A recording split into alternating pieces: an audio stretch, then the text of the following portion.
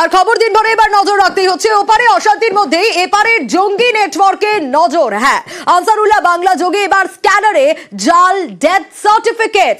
কেরলে গ্রেপ্তার এবিটি সদস্য সাব শেখ ওরফে সাদরানির বাবার মৃত্যুর নথিতে নজর দেওয়া হচ্ছে। আরো ডিটেল এ বিষয়ে জানবো প্রণবের কাছ থেকে। প্রণব,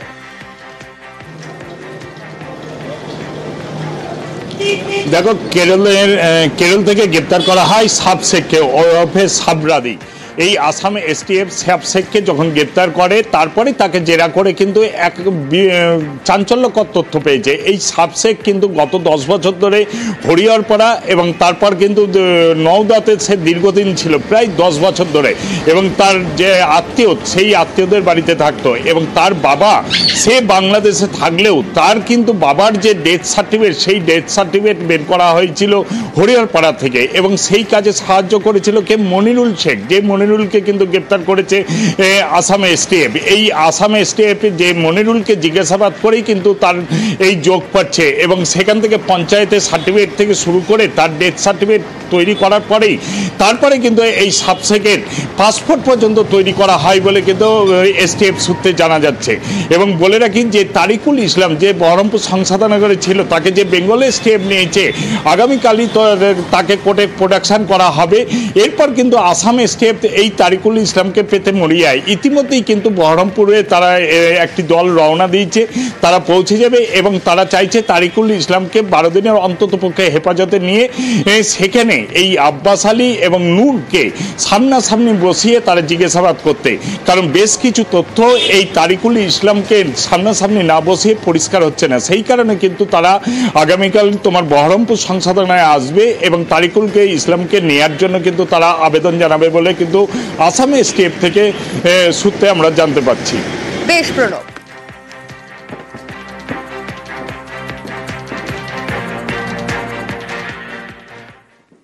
আর অবৈধ আধার কার্ড তৈরিতে 3 জনকে গ্রেপ্তার করা হয়েছে। সুতি সীমান্ত থেকেই পুলিশের জালে 3 ধৃত আকবর আলী, মনোজ মণ্ডল, ইসমাইল শেখ। আর তাদের কাছ থেকে কি কি উদ্ধার হয়েছে, কতদিন ধরে তারা এই কারবার চালাচ্ছে জানার চেষ্টা করব।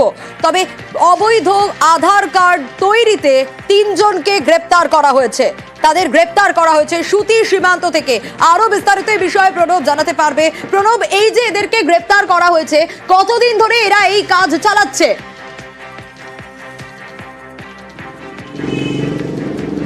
দেখো, দীর্ঘদিন ধরে এই ধরনের অবৈধ যে আধার কার্ড থেকে শুরু করে প্যান কার্ড থেকে শুরু করে সমস্ত রকম সরকারি ডকুমেন্টস তারা তৈরি করতে বলে কিন্তু পুলিশের কাছে একটি তথ্য উঠে আসে। তারপরে কিন্তু গোপন সূত্রে হানা দিয়ে সুতির নুনপুর এলাকা থেকে এই 3 জনকে গ্রেপ্তার করে এবং তাদের অফিস রীতিমতো নুনপুরে একটি অফিস খুলে এই 3 জন কিন্তু এই ধরনের কাজ ব্যবসা কারবারি চালাতো বলে কিন্তু জানতে পেরেছে।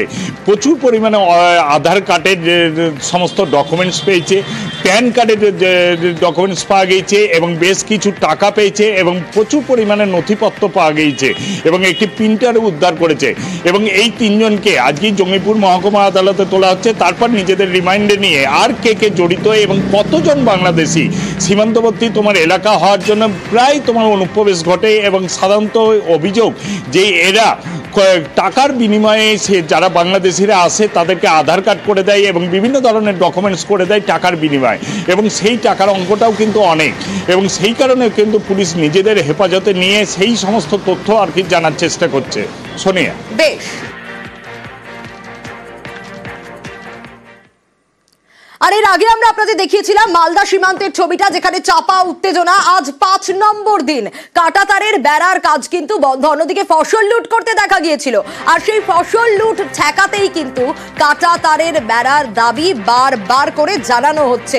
কিন্তু তারপরেও কি পরিস্থিতি তৈরি হলো আরো ডিটেল জানাতে পারবে সেবক রয়েছে।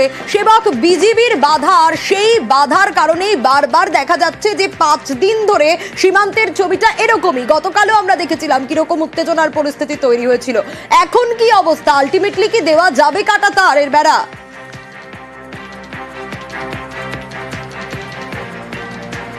একদমই। দেখো, আমি এই মুহূর্তে দাঁড়িয়ে রয়েছি সুখদেবপুর সীমান্তে। গ্রামবাসীদের সঙ্গেও কথা হচ্ছে, বিএসএফ কর্তাদের সঙ্গেও কথা হচ্ছে। অনিশ্চয়তা, তুমি যে প্রশ্ন বলছিলে তার উত্তর হলো অনিশ্চয়তা। কবে দেওয়া হবে, আদৌ দেওয়া যাবে কিনা, সবটা নিয়েই একটা অনিশ্চয়তা তৈরি হয়েছে। এখানকার বাসিন্দারা যেটা বলছেন, বিএসএফ সূত্রে জানানো হয়েছে 17 তারিখে একটা কোনো কাজ করার চেষ্টা করা হতে পারে।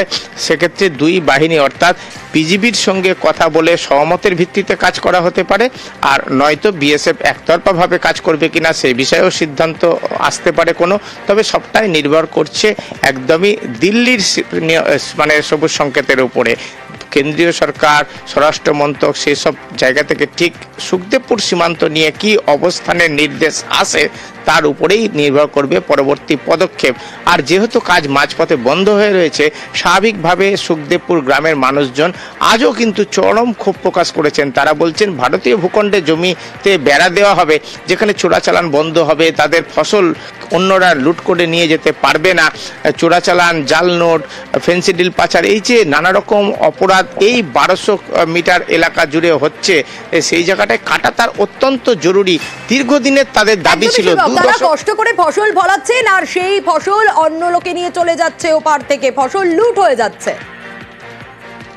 কাজ বন্ধই আছে, কাজ চলছে না, খুব মিটিং টিটিং উভয় পক্ষ করছে, কিন্তু এখন পর্যন্ত কোনো সুরাহা আসেনি। গ্রামবাসী তো চাইছি যে কি তাড়াতাড়ি হয়ে যাক, হলেই ভালো। আমাদের চুরি হয়ে যায়, গরু মোষ বাধা থাকে, রাত্রেবেলা চুরি করে নিয়ে চলে যায়। যদি হয়ে যায় তার কাটার বেড়া, তাহলে তো আমাদের সুরক্ষিত থাকবো আমরা। তার বেড়াটা হয়ে গেলে আমাদের ফসলটা ভালো থাকবে, ক্ষতি হবে না, চোরাচালানটা বন্ধ হবে। কাঁচা কালাই কেটে আনতে হয়, পাকাইতে পারি না কালাই, কলাই কেটে নিয়ে যাচ্ছে, এটা দীর্ঘদিনের সমস্যা। তার বেড়াটা না থাকাতে আমাদের বেশি ক্ষতি হচ্ছে। বেড়ার কাজ তো বন্ধ হয়ে গেছে, যেন তাড়াতাড়ি হয়, সরকার যেন তাড়াতাড়ি আমাদের ভাবে। বেড়ার জন্য আমরা দরকার হলে আমরা গ্রামবাসী, দেশবাসী আমরা সবাই ঝাঁপিয়ে পড়বো, তৈরি আছে সব সময়। আমাদের বিএসএফ সঙ্গে কথা হয়েছে যে এখন আপাতত কাজ বন্ধ থাকবে, 17 তারিখের পর কাজ শুরু হবে। ওরা ফসলকে নিয়ে চলে যাচ্ছে, হয়তো কোনো মেশিন টেশিন আছে ওগুলা নিয়ে চলে যাচ্ছে। বিএসএফ পাহারা দিচ্ছে, কিন্তু বিডাররা সবসময় বাংকা তৈরি করে প্রস্তুতি নিয়ে আছে। আমরা গ্রামবাসী সবসময় বিএসএফ কে সহযোগিতা করতে প্রস্তুত আছি। বিএসএফ ওরা বলছে উপর মহল থেকে যখন আলোচনা আসবে তখন আমরা কাজ শুরু করবো। তাড়াতাড়ি আমরা চাই যেন তাড়াতাড়ি হয়ে যাক। 5ই আগস্ট 2024 বাংলাদেশ ছেড়েছিলেন শেখ হাসিনা, আর তারপর থেকেই বারবার প্রশ্ন ছিল যে তাহলে কবে বাংলাদেশে ফিরে যাবেন শেখ হাসিনা। যা জানা যাচ্ছে তাতে নাকি মার্চের আগেই দেশে ফিরছেন শেখ হাসিনা। আওয়ামী লীগ নেতার মন্তব্যেই নতুন করে জল্পনা তৈরি হয়েছে। 1 মাসের মধ্যেই নাকি পরিস্থিতি পরিবর্তন হবে, এমনটা ইঙ্গিত দিচ্ছেন তিনি। মার্চের আগেই দেশে ফিরবেন মুজিব কন্যা, মন্তব্য আওয়ামী লীগ নেতা শফিউল আলম চৌধুরী নাদিমের। আগামী 1 মাসের মধ্যেই একটি পরিবর্তন হতে যাচ্ছে এবং এই বিষয়টা নিশ্চিত, বঙ্গবন্ধু কন্যা জয়ন্তী শেখ হাসিনা ইনশাআল্লাহ মার্চ মাসের পূর্বেই বাংলাদেশে আসবে। সরকারে থাকাকালীন একাধিক ভুল স্বীকার আওয়ামী লীগ নেতার। ভুলের জন্য দেশের মানুষের কাছে ক্ষমা চাইতে দ্বিধাবোধ নয়, মন্তব্য আওয়ামী লীগের সাংগঠনিক সম্পাদক শফিউল আলম চৌধুরী নাদিমের। আমরা ক্ষমতায় ছিলাম, আমাদের ভুলভ্রান্তি ছিল, আমরা সেই ভুলভ্রান্তিগুলো অস্বীকার করব না।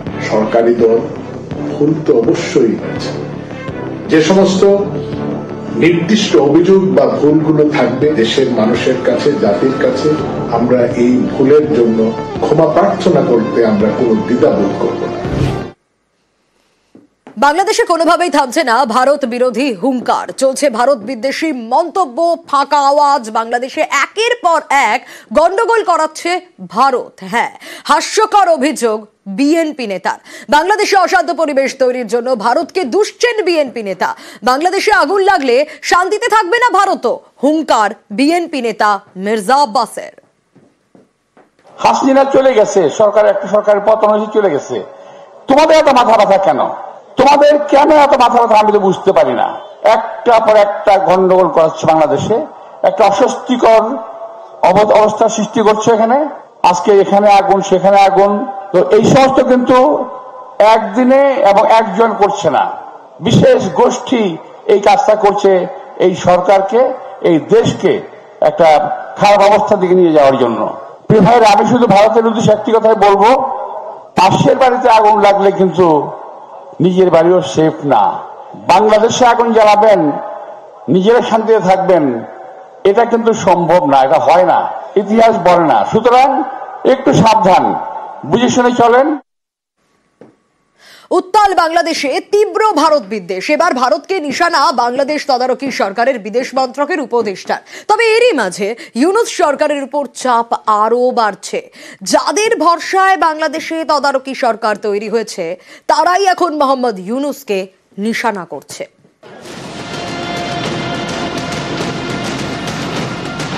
কয়েক মাস ধরে উত্তাল বাংলাদেশ, সংখ্যালঘু নির্যাতন চরমে উঠেছে। এরই মাঝে বিখ্যাত আন্তর্জাতিক সংস্থা রিপোর্টে বলা হয় সাংবাদিকদের জন্য বিপজ্জনক হয়ে উঠেছে বাংলাদেশ। সেদেশে তদারকি সরকার খবরের উপর খবরদারি করছে, বাংলাদেশের খবর প্রকাশে বাধা দিচ্ছে, কিন্তু তারপরেও পদ্মাপাড়ের অনেক খবরই প্রকাশ্যে এসেছে। কিভাবে এলো? তদারকি সরকারের দাবি তাদের সংবাদ মাধ্যম সরকারের পাশে দাঁড়াচ্ছে না। ভারতের যে ইমেজ তারা কিন্তু এই ডায়াসপোরা কিন্তু সৃষ্টি করেছে। বিভিন্ন সফটওয়্যার কোম্পানির প্রধান হচ্ছেন ভারতীয়। ব্র্যান্ডিং এর অবশ্যই আমাদেরকে ভালো কাজ করতে হবে। একজন ভারতীয় যদি মার্ডার করে তখন সেটা কিন্তু মুখ্য হয়ে দাঁড়ায় না, এই জন্য যে তারা আরো অনেকগুলি বড় বড় পজিশনে তারা আছেন, সেটাই তাদের ব্র্যান্ডের মূল জিনিস। আমাদের কিন্তু ছোটখাটো একটা অপরাধ ঘটলে খুব বেশি করে উপস্থাপন করা হচ্ছে। মধ্যপ্রাচ্যের যে পত্রিকাগুলি আছে সেগুলিতে ভারতীয়রা বিরাট ভূমিকা পালন করছে। ভাষার যে ব্যারিয়ার, এটা শুধু আরবি না, কিন্তু ইংরেজি। তো এই ভাষার যে সমস্যাটা এটা আমাদের আছে। গত বছরের অগস্ট মাসে দেশ ছাড়া শেখ হাসিনা। বাংলাদেশ চালাচ্ছে তদারকি সরকার। হাসিনা বিরোধী আন্দোলন থেকে ইউনূসে তদারকি সরকারের প্রতিষ্ঠা। সবকিছুর পিছনে ছিল একাধিক সংগঠন। বিএনপি, গণ অধিকার পরিষদের মতো নানা সংগঠন ইউনূস সরকারকে সমর্থন করেছিল। সেই সব দলই এখন ইউনূস সরকারের বিরুদ্ধে সুর চড়াচ্ছে। বাংলাদেশের একমাত্র নোবেল বিজয়ী ডক্টর মোহাম্মদ ইউনূস স্যারকে প্রধান চেয়ারে বসিয়েছিলাম। আমাদের আশা ছিল তিনি ন্যায় বিচার প্রতিষ্ঠা করবেন। Doctor Mohammad Yunus sir, you are not fit for Bangladesh. সরকারের আইন শৃঙ্খলা বাহিনীর যে নীরবতা এবং তাদের যে নানামুখী ষড়যন্ত্রের গন্ধ আমরা বিগত কয়েকদিন ধরে দেখতে পাচ্ছি। আওয়ামী লীগের যে কালচার, আওয়ামী লীগের যে সংস্কৃতি ছিল আর বর্তমান এই ডক্টর মোহাম্মদ ইউনূসের সরকারের আমলের এই যে কালচার, সংস্কৃতির মধ্যে তফাৎটা কোথায়?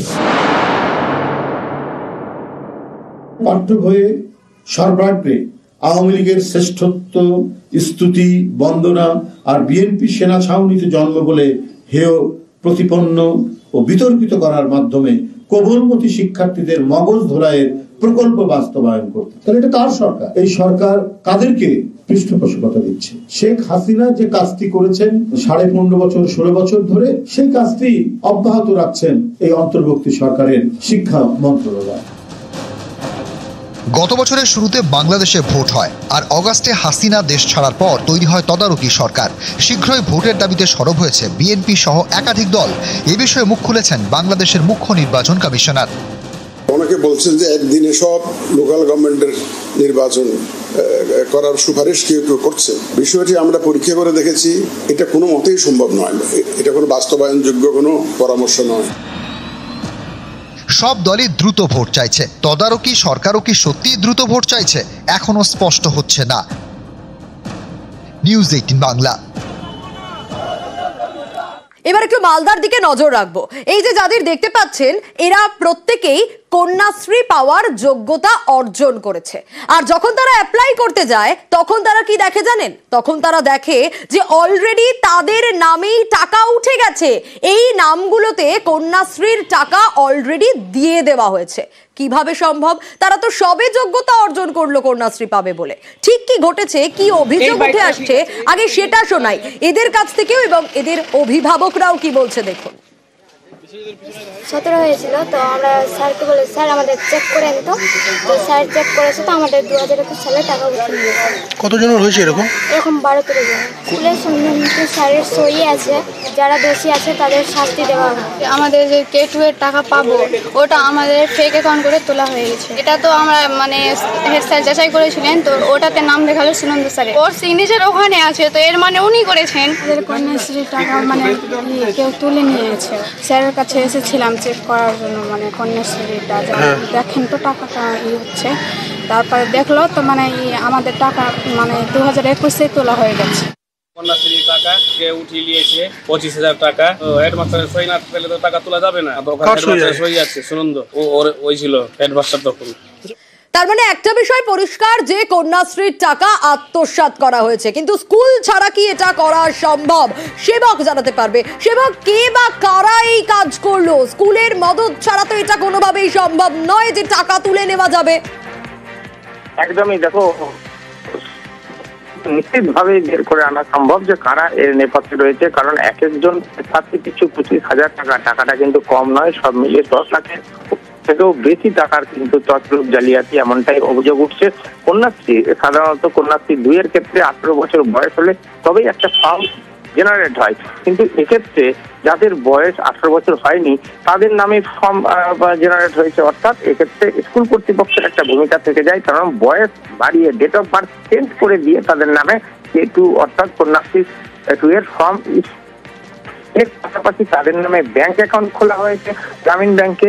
আবার এই ফর্মগুলির পেছনে স্কুল কর্তৃপক্ষের একটা ডিক্লারেশন দরকার যেখানে সই থাকে, এগুলি করা হয়েছে। শুধু তাই নয়, প্রতিটি K2 প্রাপকের ক্ষেত্রে অবিবাহিত এই শংসাপত্র থাকা বাধ্যতামূলক। এই শংসাপত্রও কিন্তু স্কুল কর্তৃপক্ষই অ্যাটাচ করে, সেটাও করা হয়েছে। অর্থাৎ এই দুর্নীতি শুধু তাই নয়, এর পাশাপাশি ব্লক অফিসে এই ফর্ম যায়, সেখানেও কিন্তু নোডাল অফিসার যারা কন্যাশ্রীর দায়িত্বে রয়েছেন তারাও এক দফা চেক করে দেখেন সব আবেদনের সঙ্গে অবিবাহিত সার্টিফিকেট রয়েছে কিনা, বা সত্যি এই ছাত্রীরা অবিবাহিত কিনা, সেক্ষেত্রেই তারা 25,000 টাকা পাওয়ার অধিকারী। এতগুলি ধাপ পেরিয়ে টাকা একটা ব্যাংকে জমা পড়লো, তারপরে সেই টাকা তুলেও নেওয়া হলো।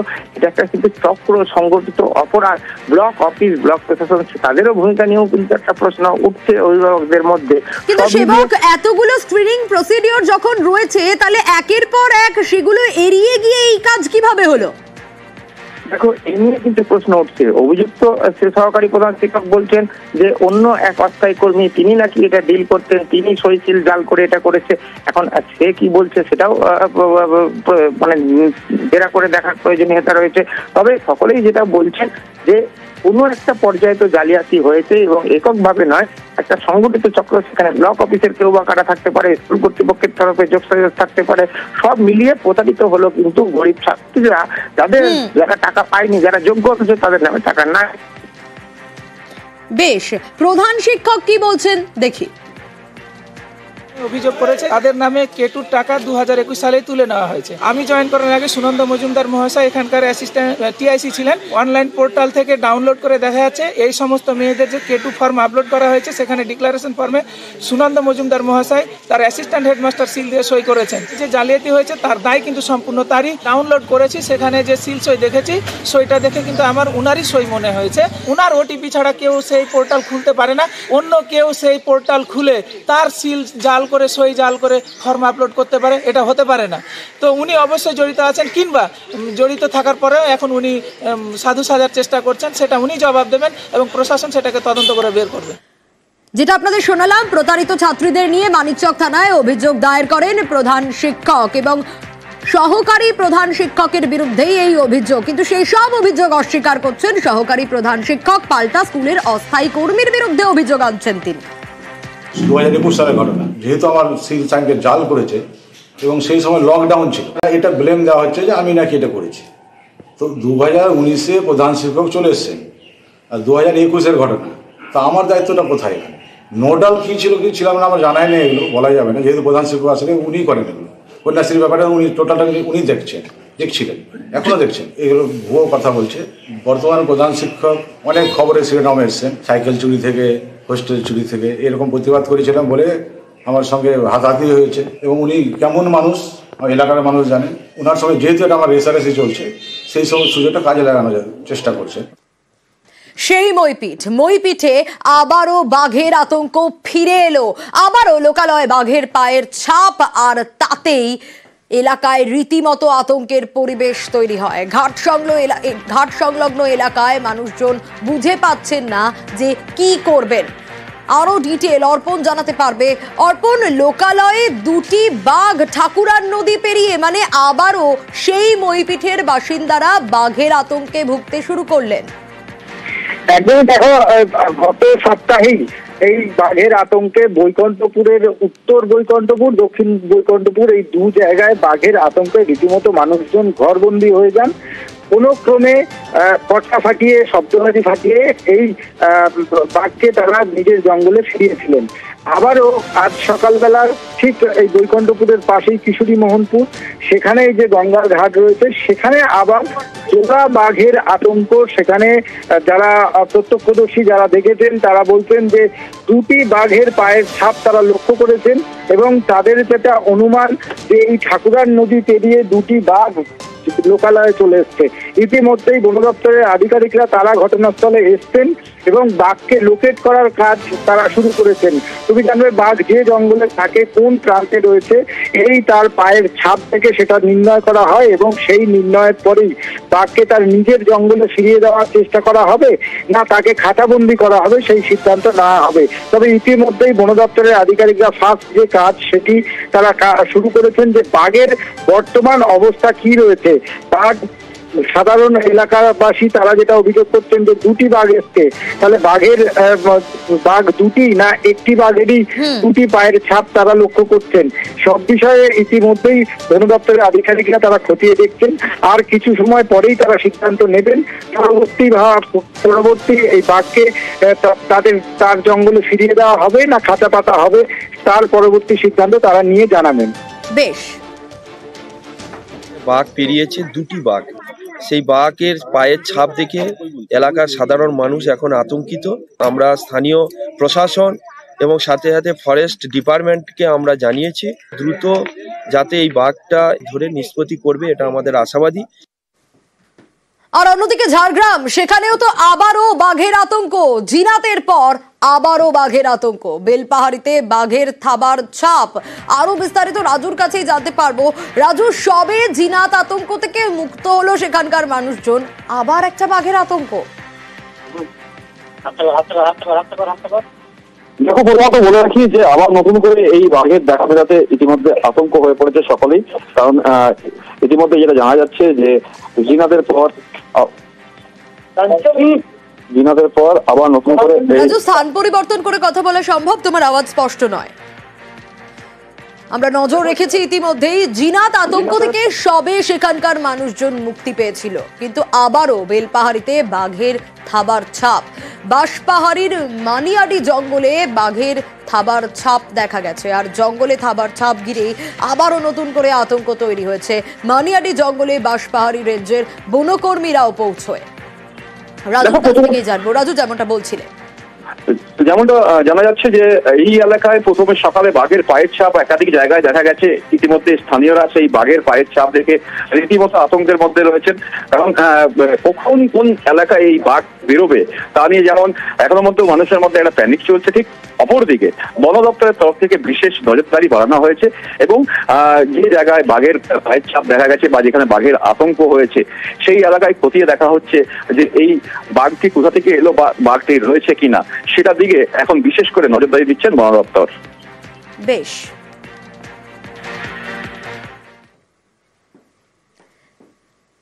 এদিকে চা বাগানে আবার চিতাবাঘের আতঙ্ক। হ্যাঁ, আলিপুরদুয়ারের মথুরা চা বাগান, সেখানে রীতিমতো চিতার আতঙ্ক। গত কয়েকদিন ধরে 3টে চিতাবাঘ ধরা পড়েছে, আর চা বাগানে নাকি আরো চিতাবাঘ রয়েছে এমনটাই দাবি করছেন শ্রমিকরা। চিতাবাঘ ধরতে ফাঁদ বন দপ্তরের।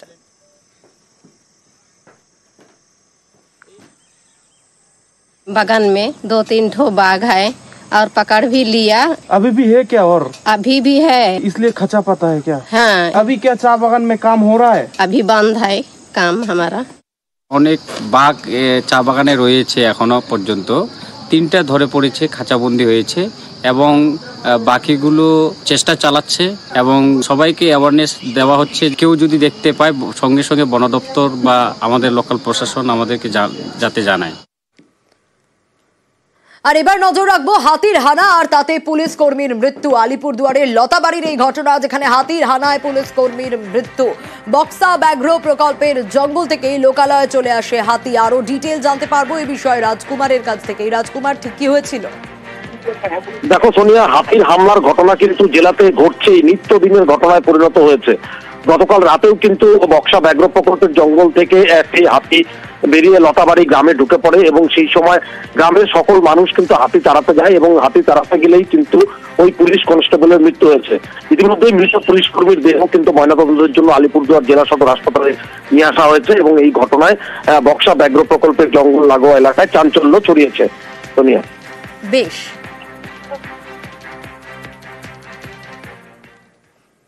पूरे गांव वाले मिलकर आए हैं कि हमारे गांव में जिस प्रकार से हाथी अत्याचार कर रहा है और फॉरेस्ट डिपार्टमेंट की ओर से ऐसा कुछ कार्रवाई नहीं की जा रही है या तो कुछ ऐसी सुविधा प्रदान नहीं की जा रही है, जो कि हमारे गांव के लिए बहुत ही दुखदायी है। और हम ऐसा आज से नहीं, बहुत पहले से ही देखते आ रहे हैं और हमारा यहाँ केवल गांव का जान माल दोनों का ही नुकसान हो रहा है। ये समस्या दिन ब दिन बढ़ती जा रही है, लेकिन हम देख रहे हैं कि फॉरेस्ट डिपार्टमेंट की ओर से ऐसा कुछ भी उपाय नहीं किया जा रहा है हमारे लिए, और कुछ भी ऐसा कुछ उपाय न कुछ ऐसा व्यवस्था की जा रही है जिससे हमको सुरक्षा मिल सके। तो हम इसीलिए आए थे कि हमारा सुरक्षा को निश्चित करें ताकि हम अपना ज़िंदगी को अच्छी तरह से जी सके।